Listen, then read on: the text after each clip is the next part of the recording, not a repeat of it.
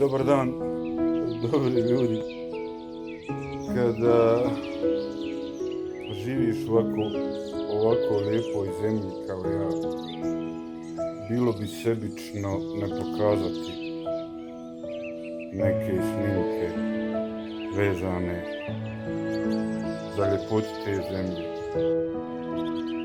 Uživajte u prelijepim kadrovima sa Sljemena, u prelijepim fotografijama napravljenim aircraftom, letjelicom sa Sljemena sa 500 metara visine. Moj Šaro malo znamiren. Šaro moj. Pozdrav, ljubim vas.